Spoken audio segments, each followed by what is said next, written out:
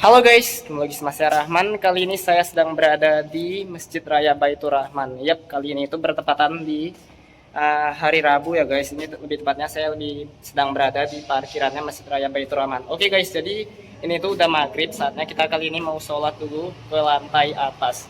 Ini untuk kesekian kalinya kita ke sini guys. Oke, langsung aja kita kali ini mau ke atas dulu guys. Itu di parkirannya itu lumayan rame loh. Nah, jadi di sebelah sini di tempat parkiran mobil, ya di sini memang selalu ramai guys. Oke, coba saya spill pakai kamera belakang ya. Nah, ini dia guys di tempat parkiran mobil ini ramai loh guys, sama di tempat parkirannya motor. Dan di sini tempat wudhu yang di bagian sini itu dia lagi ada perbaikan gitu. Oke, saatnya kita kali ini mau ke atas ya. Sebenarnya wudhunya itu kita bisa muter dari sana ke sana guys, cuman saya kali ini mau dari atas aja ya, biar bisa langsung lihat masjidnya. Nah ini dia, Masya Allah, ini masjidnya itu indah sekali ya guys, Masjid Raya Baitur Rahman. Ini saya bikin videonya itu tanpa ada openingnya ya guys. Nah ini ada di bagian payung-payungnya yang totalnya itu ada 12 payung elektrik seperti ini dia. Ini dia masjidnya, coba kita foto dulu dari sini ya. Nah, kali ini guys, saya berkesempatan melihat air terjunnya ya. Kan kemarin itu pas kita pergi ke sini kan air terjunnya itu kayak lagi dikuras gitu ya. Nah, jadi dia itu kali ini air terjunnya itu lagi cantik sekali loh guys. Nah, dia tuh warna-warni gitu ya.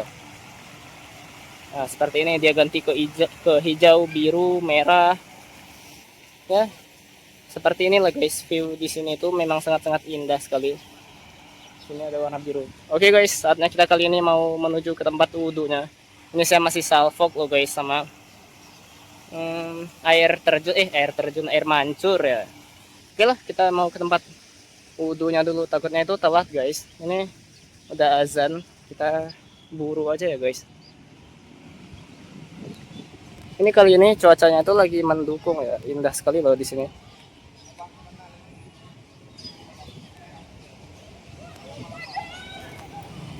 Oke, kita mau ke tempat wudhunya dulu guys. Nah, ini dia view dari depan. Kalau dari depan itu memang pakai kamera depan, Masya Allah itu payungnya itu sangat-sangat indah sekali loh guys. Dan langitnya itu juga mendukung kali ini, lagi biru sekali guys.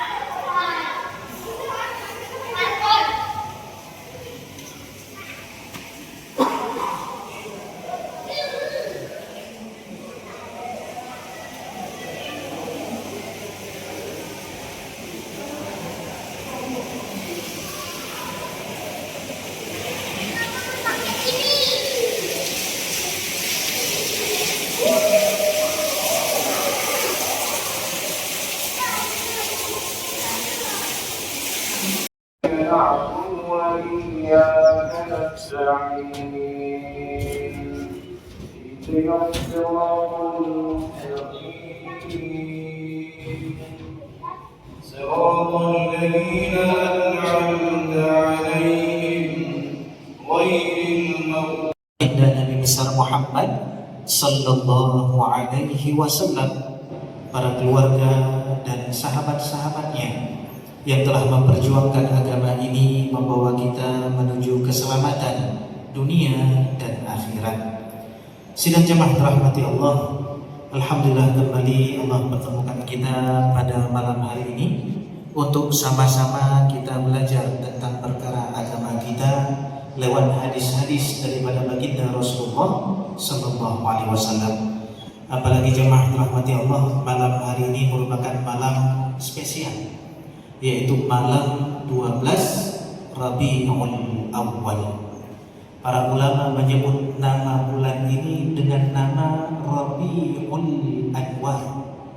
Karena memang di malam ini Allah Subhanahu wa taala berikan cahaya kepada kita yang membuka kegelapan, yang menghilangkan kejahilian, yaitu dengan hadirnya baginda Rasulullah sallallahu alaihi wasallam. Dan jemaah dirahmati Allah, tidak ada satupun manusia yang pernah hidup di atas dunia ini yang kehidupannya ditulis sebagaimana banyaknya orang menulis tentang baginda Rasulullah sallallahu alaihi wasallam. Benarlah apa yang Allah firmankan, wa rafa'na laka dzikrak. Kami tinggikan sebutan namamu wahai Muhammad, sehingga semua tempat, semua orang, semua negara senantiasa menyebut nama baginda Muhammad sallallahu alaihi wasallam. Dan sangat banyak buku-buku yang menulis tentang beliau. Gak ada orang yang ditulis biografinya seperti banyaknya orang menulis tentang baginda Rasulullah. Bahkan sendalnya Rasulullah satu kitab, sendal Nabi. Nama kitabnya Fathul Muta'al fi Madhid Ni'ali, ditulis oleh Al-Imam At-Tilimsani, menulis tentang sendal Nabi satu kitab. Jemaah rahmati Allah, isinya berapa? Bukan satu dua halaman, ratusan halaman tentang silong. Sendal kita siapa yang tulis? Jangankan sendal kita, biografi kita saja nggak ada yang mau tulis. Kita nulis biografi kita sendiri, berapa halaman sanggup kita tulis? Halaman pertama, nama saya Fulan, saya dilahirkan di tempat di kampung Fulan, orang tua saya namanya. Halaman ketiga, sadaqallahul adzim. Tapi baginda Rasulullah, masya Allah, semua tentang beliau ditulis. Lahir beliau saja itu banyak kitab yang menulis tentang maulid. Ada Maulid Diyaul Lami yang banyak dibaca, yang ditulis oleh Al-Habib Umar bin Hafidh. Ada yang menulis Maulid Burdah yang dikarang oleh Al-Imam Al-Busiri yang dibaca di mana-mana tempat. Ada Maulid Al-Barzanji, itu proses lahirnya saja didokumentasikan oleh para ulama, banyak betul jenis kitabnya. Rasulullah di rumah tangga ditulis juga. Rasulullah sebagai panglima perang ditulis juga. Rasulullah sebagai pemimpin kaum muslimin ditulis juga. Sampai-sampai buku yang menulis tentang baginda Rasulullah dari dulu sampai sekarang nggak pernah habis. Dan banyak orang yang sangat terinspirasi dengan baginda Rasulullah sallallahu alaihi wasallam. Bahkan orang bisa kaya gara-gara jual buku tentang Rasulullah. Maka jemaah dirahmati Allah, kita berkumpul, kita mengenang beliau, kita mengingat beliau. Bahkan pengajian kita ini hadis Nabi. Para ulama rela menempuh perjalanan ribuan kilometer hanya untuk apa? Mendokumentasikan apa yang pernah keluar dari mulut beliau sallallahu alaihi wasallam, mendokumentasikan gerak-gerik baginda Rasulullah sallallahu alaihi wasallam. Saking cintanya mereka kepada baginda Nabi besar Muhammad sallallahu alaihi wasallam. Dan saya yakin kita kumpul di tempat ini juga salah satu momennya yaitu apa? Nanti ba'dal isya kita akan mendengar penjelasan daripada guru kita tentang baginda Nabi besar Muhammad sallallahu alaihi wasallam. Maka jemaah rahmati Allah Subhanahu wa taala, memang sudah wajar, sudah patut, sudah layak bagi kita untuk terus membaca tentang baginda Rasulullah. Apa kata para ulama? Inda dzikri shalihin tanzilur rahmah. Ketika kita banyak mengingat, banyak membaca tentang orang-orang saleh, rahmat Allah turun.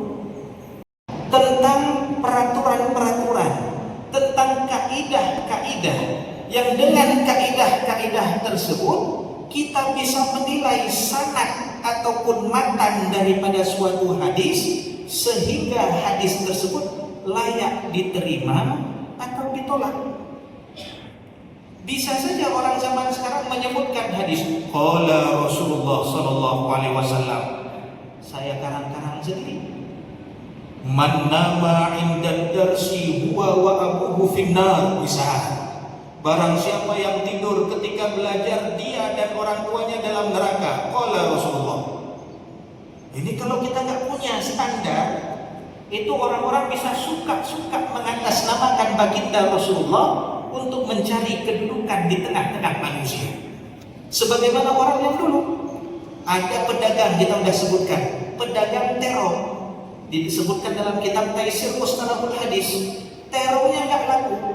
Sedangkan orang yang jual madu laku, jual makanan-makanan yang ada hadisnya laku. Dia jual terong nggak laku. Apa yang dilakukannya? Dia buat hadis.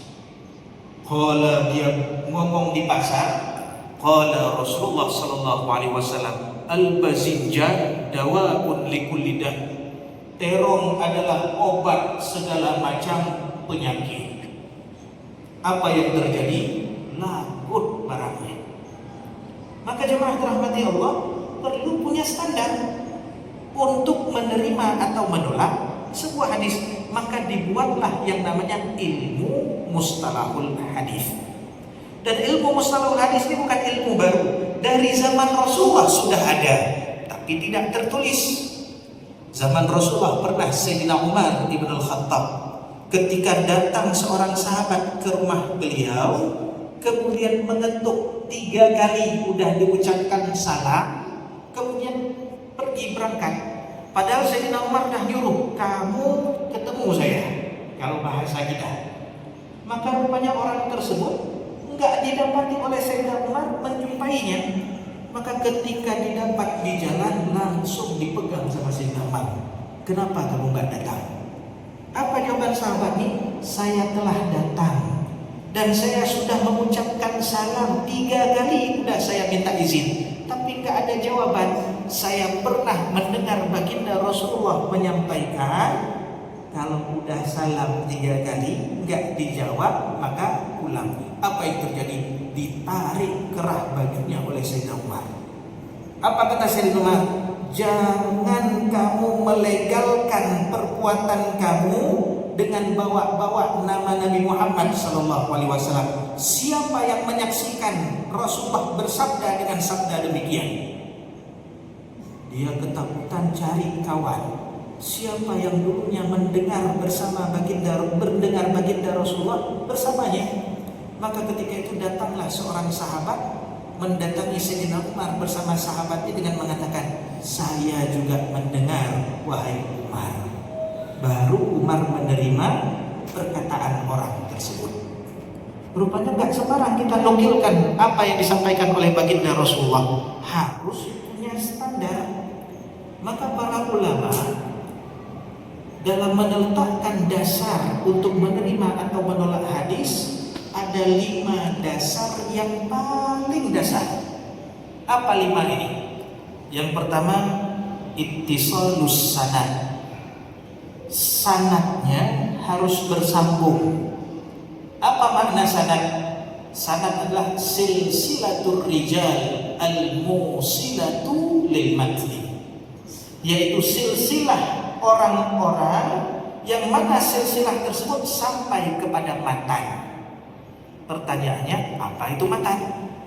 Mayantahi ilaihi sanad minal kalam. Kalau kita lihat dalam definisi ilmu hadis, matan mayantahi ilaihi sanad minal kalam, yaitu ujung daripada sanad yang berisi kalam, perkataan, itulah matan. Biasanya kita sebutkan matan itu hadisnya. Kalau sanad, orang-orang yang meriwayatkan hadis tersebut. Maka syarat yang pertama untuk menerima sebuah hadis, sanadnya harus bersambung. Apa makna bersambung sanad? Di dalam kitab Taisir Mustalahul Hadis, Syekh Mahmud Tohan menyebutkan makna ittisalus sanad ayyat khudha kulla rawin amman fawqahu mubasharatan min ghairin qita'in fis sanad. Setiap perawinya mengambil daripada orang sebelumnya secara langsung tanpa terputus sanadnya. Itu ittisal. Maka ketika saya meriwayatkan berita daripada orang yang orang tersebut yang saya sebutkan sudah meninggal, bisa saya bilang Bung Karno menyampaikan kepada saya besok libur.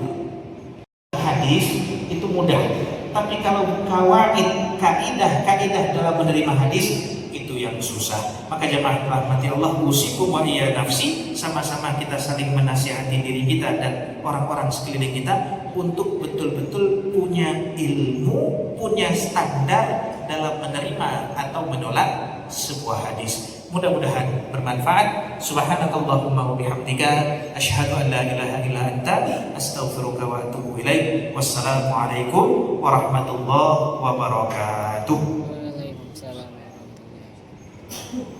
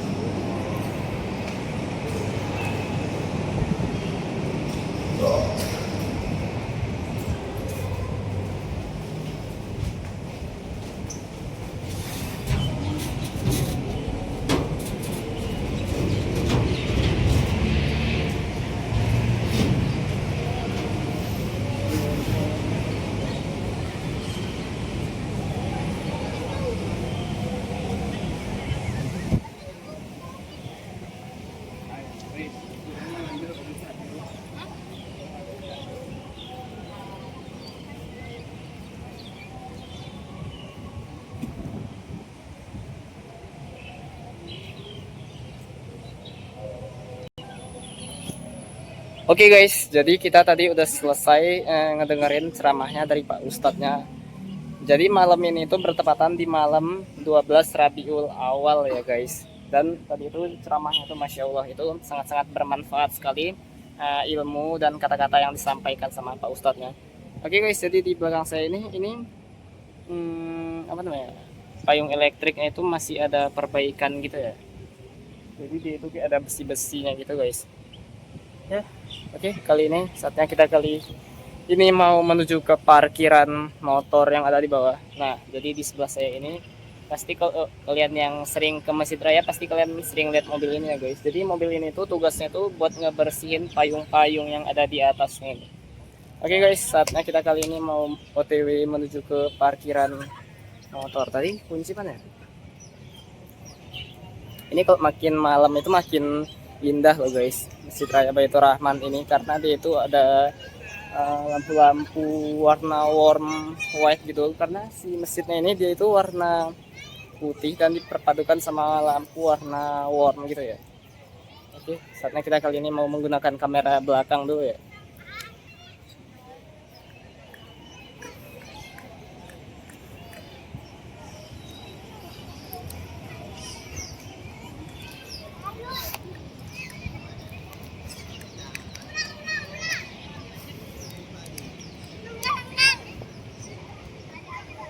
Ternyata kok malam dia lampunya itu di air mancurnya itu lagi dimatiin ya guys. Kan tadi kok pas maghrib dia itu lagi dihidupin loh.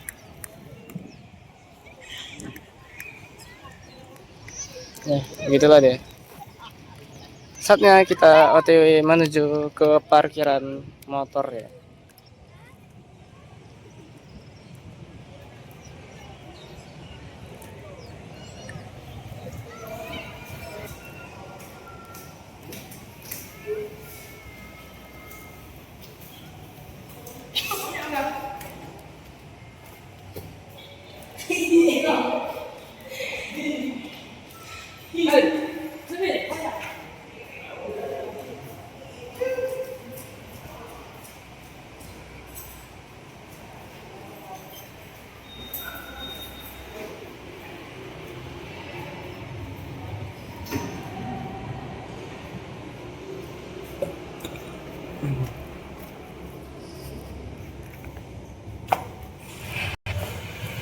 Oke guys, saatnya kita kali ini mau pulang dulu ya karena udah selesai juga dengerin ceramahnya. Jadi bagi kalian yang suka dengan video ini jangan lupa klik tombol like, share, dan subscribe video ini. Saya Rahman pamit dari depan kamera. Dadah, seperti biasa ya guys, kita bayar tiketnya, bayar parkir itu di sana. Nah, ini dia ada apa namanya? Kayak karcis atau tiketnya itu ya. Ini dia itu 2000 loh guys tarifnya. Ya murah sih di sini. Dan kereta atau motor kalian di sini aman guys di bawah basement ini. Oke. Saya Rahman pamit dari depan kamera. Dadah. See you. Udah siap sih.